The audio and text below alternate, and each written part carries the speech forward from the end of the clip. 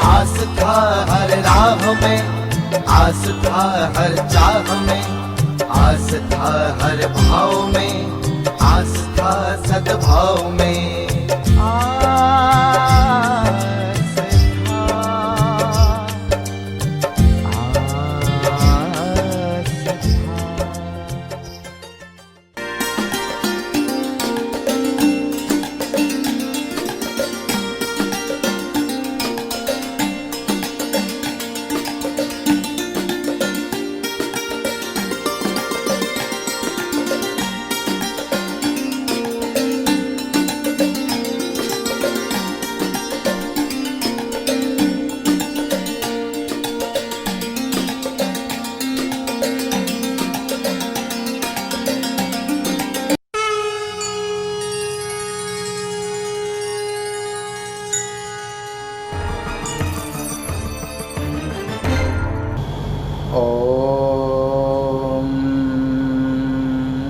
नारायणं नमस्कृत्य नरं चैव नरोत्तमं देवीं सरस्वतीं व्यासं ततो जयमुदीरयेत। आज दिनांक 18/7/2020 प्रस्थानत्रयी मीमांसा के अंतर्गत ब्रह्मसूत्र प्रस्थान में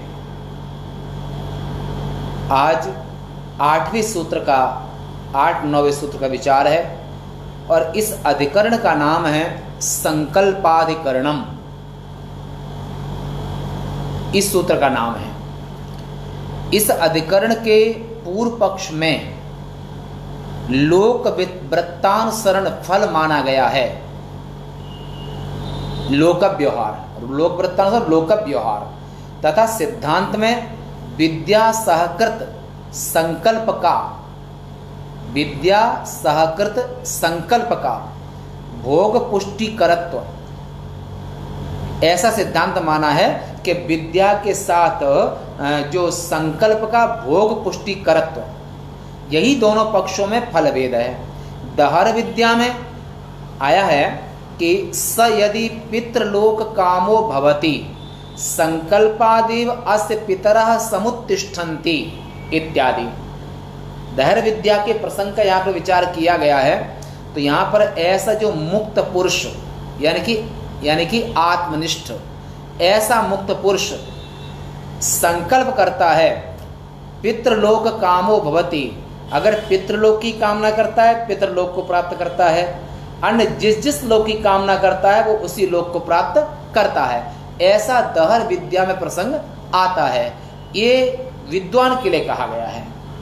और यदि श्रुति वाक्य इस अधिकरण का विचारणीय विषय है और वहाँ पर क्या ब्रह्मलोकस्थ विद्वान को संकल्प मात्र से ही पित्रादि विभूति की प्राप्ति होती है, अथवा माने जो ब्रह्मलोक में रहने वाले जो यहाँ से सगुण ब्रह्म की उपासना करके ब्रह्मलोक को प्राप्त हुए हैं, ब्रह्मलोक में उनको निवास ब्रह्मा जी के साथ रहने को मिला है, तो ऐसे ब्रह्मलोक में रहने वाले जो सगुण ब्रह्मोपासक हैं वे पित्राद विभूति को जो संकल्प करते हैं तो वे संकल्प मात्र से ही पितृ विभूति को माने पित्रादि जिस की कामना करते हैं। और जब ब्रह्मलोक जाएगा तो वहां पर उसको संकल्प सिद्धि तो होगी ही होगी, क्योंकि ब्रह्म विद्या का आयतन सत्य आयतनम।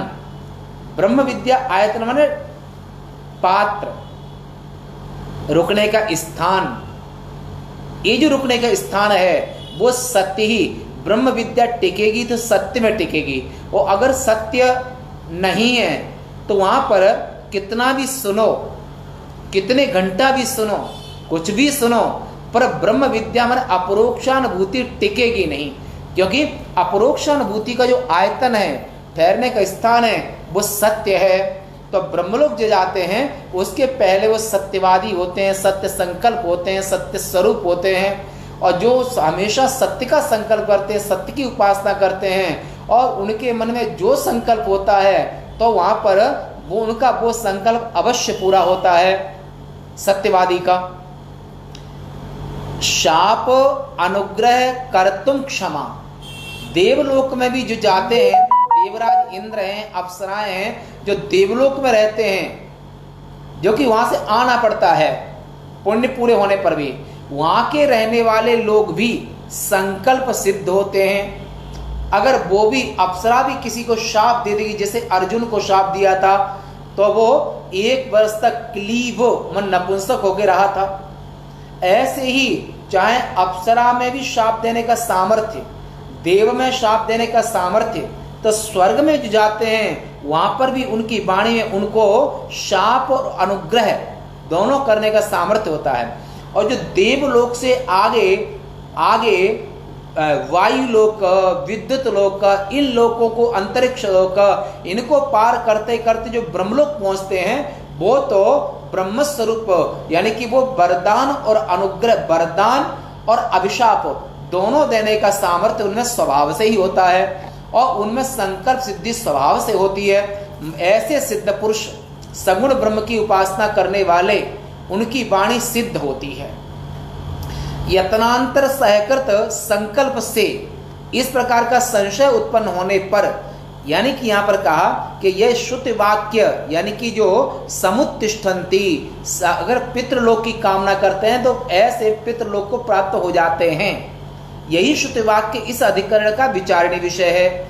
वहां पर क्या एक प्रश्न यहाँ पर करते हैं कि वहां पर क्या ब्रह्मलोकस्थ, माने ब्रह्मलोक में रहने वाले विद्वान को संकल्प मात्र से ही पितर आदिक विभूति की प्राप्ति होती है, अथवा यत्नांतर सहकृत अन्य यत्न उनको करना पड़ता है, उससे उनकी संकल्प सिद्धि होती है? ये यहाँ पर संशय है इस अधिकरण का।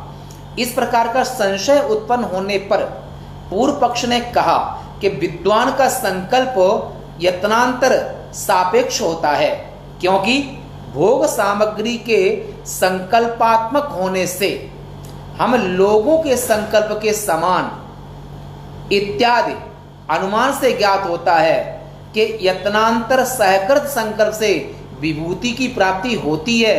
ये बात पूर्व पक्ष ने यहाँ तक कही।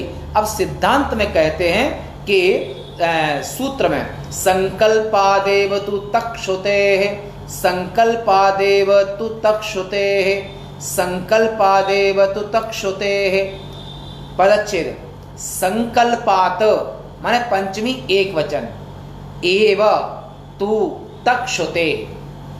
व्याख्या संकल्पादेव माने केवलात संकल्पात एव अस्य विदुषः माने विद्वान, विदुषः पित्रादि लोक प्राप्ति कुतः तक्षुतेः। तक्षुतेः माने संकल्पादेव अस्य पितरः, ये छांदोग्य उपनिषद का 8.2.1 इत्यादि यत्नांतर निरपेक्ष सत्य संकल्प श्रुते है।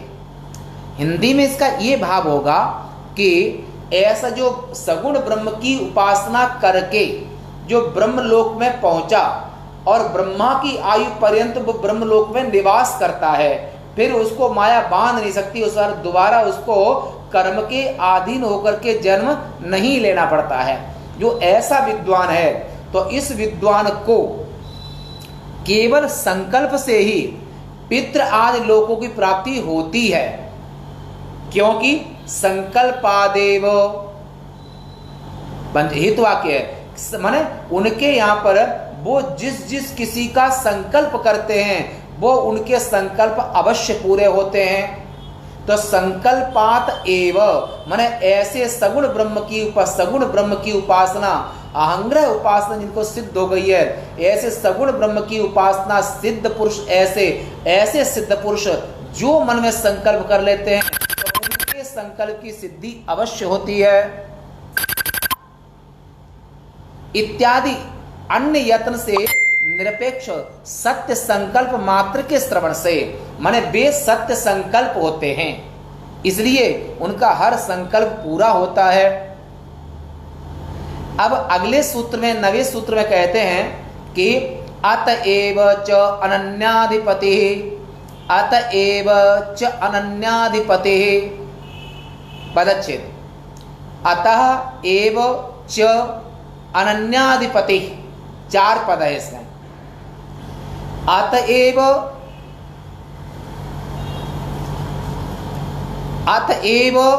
च व्याख्या, अतएव च माने सत्य संकल्पात एव च अनन्याधिपति माने विदुषो अन्याधिपतिर न भवति इत्यर्थः।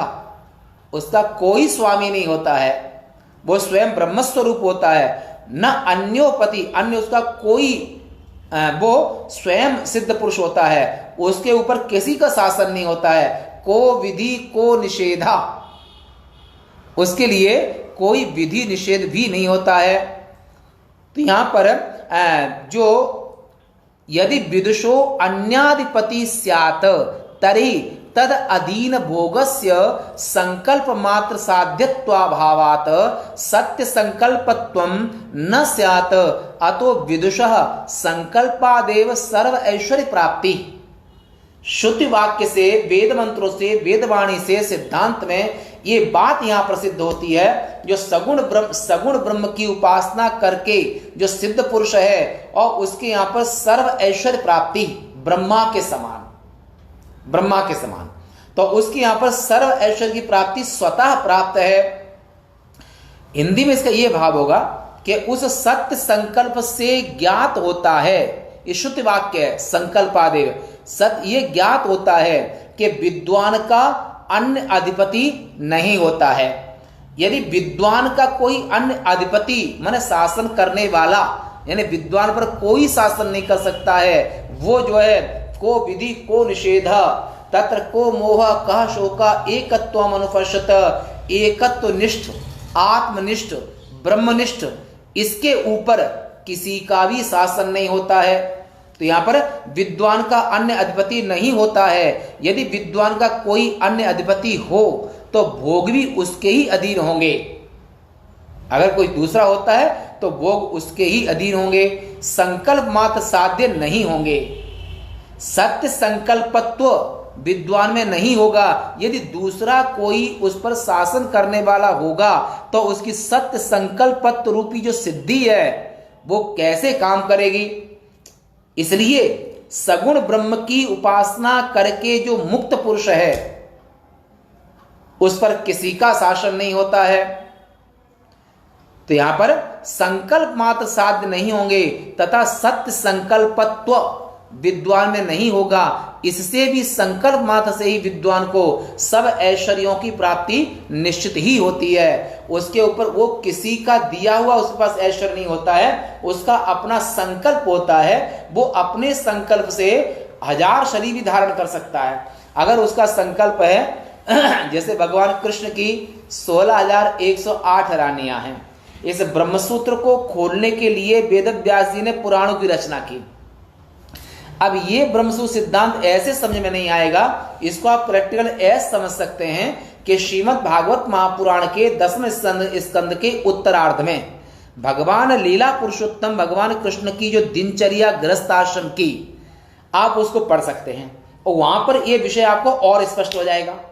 उनकी 16,108 रानियां हैं, तो भगवान ने भी उतने ही शरीर धारण कर रखे हैं। सिद्ध पुरुष हैं, संकल्प सिद्ध हैं, और किसी रानी के साथ हवन कर रहे हैं, किसी साथ बच्चों के साथ खेल रहे हैं, बच्चों के साथ कहीं पर कुछ कार्य कर रहे हैं, कहीं पर कुछ कार्य कर रहे हैं। ऐसे भगवान कृष्ण की जो गृहस्थ आश्रम की चर्चा है, तो 16,008 रानियों के साथ में भगवान कृष्ण भी 16,108 रूप धारण करने का सामर्थ्य किससे? संकल्प मात्र से। दूसरा प्रसंग, जब भगवान 9 वर्ष के हैं, माने छोटे हैं, 12 से पहले नीचे, और जब महारास भगवान करते हैं, कहां पर? जमुना के पुलिन पर, तट पर, और वहां पर असंख्य गोपियां हैं। भगवान कृष्ण हैं तो एक, पर जब महारास करते हैं तो महारास के साथ में आपने देखा होगा हर गोपी के साथ भगवान कृष्ण हैं। हर गोपी का हाथ भगवान कृष्ण पकड़े हैं। ये जो है ये उनका सत्य संकल्प, क्योंकि वेदों को खोलने के लिए, ब्रह्म सूत्र को खोलने के लिए और उपनिषदों को स्पष्ट व्यवस्था करने के लिए, खोलने के लिए वेद व्यास जी ने 18 पुराणों की रचना की, और पुराणों के बिना इन गुह्यतम सिद्धांतों को समझना ये बहुत कठिन है। ऐसे ही भगवान राम सिद्ध पुरुष हैं, तो जब अयोध्या वापस आए तो सभी प्रभु से मिलना चाहे, पर उस समय पर भगवान राम अमित रूप प्रगटे ते काला, जथा जोग मिल सबई कृपाला। ऐसे कृपालु भगवान राम जो जिसके योग्य शरीर धारण करके वो सबको एक साथ मिले। योग वासिष्ठ में कई प्रसंग आते हैं, वहां भी आप देख सकते हैं। तो जो सिद्ध पुरुष होते हैं, मुक्त पुरुष होते हैं, जो वैदिक उपासना करते हैं और सत्य का कभी परित्याग नहीं करते हैं, तो उनके यहाँ पर सत्य संकल्प रूपी सिद्धि स्वतः स्वभाव से ही उनके मन में होती है, उनके स्वभाव में होती है। वो जो संकल्प करें, अगर 1000 शरीर धारण करना चाहें तो संकल्प से 1000 शरीर भी धारण कर सकते हैं। ये पूरी सृष्टि अनंत जीव, ये अनंत जीव ईश्वर का सत्य संकल्प, ईश्वर का संकल्प मात्र है। कौन सा संकल्प? ये ऋग्वेदी ऐतरेयण्य में के नहीं, तैत्तिरीय उपनिषद में एको हम बहुश्यामी, ये सत्य संकल्प रूप ईश्वर का एक से मैं बहु रूप में बट जाऊं, ये प्रभु का संकल्प है। वो जीव रूपेण प्राविशत, तो ऐसे भगवान ईश्वर ही वो संपूर्ण जीव बन गए और संपूर्ण जीवों के शरीरों में प्रवेश कर गए, क्योंकि ईश्वर सत्य संकल्प है ऐसा। और ऐसे ही और भी उदाहरण मिलते हैं कि भगवान एक ही जो सिद्ध पुरुष होते हैं, जो वो एक समय में कितने भी शरीर धारण कर सकते हैं। विश्वामित्र महाराज ने संकल्प के बल से नया स्वर्ग बना दिया, तो ब्रह्मसूत्र को खोलने के लिए, उपनिषद खोलने के लिए, वहां पर इन सबको खोलने के लिए ये पुराणों की रचना की, और पुराणों की रचना करके वहां पर, और पुराण अवश्य पढ़ना चाहिए, तो ये ब्रह्मसूत्र आदि पढ़ने में, सुनने में, समझने में सुविधा रहेगी। अब ये इस जगह पर इस अधिकरण का सार देख लेते हैं कि संदेह इस अधिकरण में ये था कि ब्रह्मलोक की भोग सृष्टि में बाह्य पदार्थ हेतु हैं अथवा संकल्प मात्र ही कारण है। ये इस अधिकरण में संदेह था। पूर्व पक्ष ने कहा कि उस सृष्टि में बाह्य पदार्थ अवश्य कारण हैं, यानी कि दूसरा मुक्त पुरुष के ऊपर भी कोई शासन करने वाला है, ऐसा पूर्व पक्ष ने कहा। माने अन्य बाह्य भोग पदार्थ ही उनको, उनके संकल्प को पूरा करने वाले हैं, क्योंकि लोक में भोग पदार्थों की उत्पत्ति में बाह्य पदार्थ हेतु होते हैं। जो भी भोग पदार्थ होते हैं उन सब में बाहर के जो आकाश, वायु, तेज आदि ये सब हेतु होते हैं। यदि केवल संकल्प ही कारण माना जाए तो आशा मोदक का साम्य प्राप्त होगा कि मन मोदकन की भूख बुताई। पूर्व पक्ष ने कहा अगर आप बाह्य पदार्थ को नहीं मानते हैं, उसका संकल्प मात्र से ही सब कुछ हो जाता है, तो जो मनोराज्य सजाते हैं, जो अज्ञानी पुरुष हैं, जो कामी, क्रोधी, लोभी आत्मा हैं, वो मन के, अपने मन से मन के तमाम लड्डू खाते हैं, मन से तमाम संकल्प करते हैं। तो वो मन से संकल्प करने वाले व्यक्ति में और ये संकल्प करने वाले व्यक्ति में कौन सा अंतर रह जाएगा? ये पूर्व पक्ष है। सिद्धांत में उत्तर देते हैं कि संकल्पादेव पितरः, ये श्रुति वाक्य है, वेदवाणी है।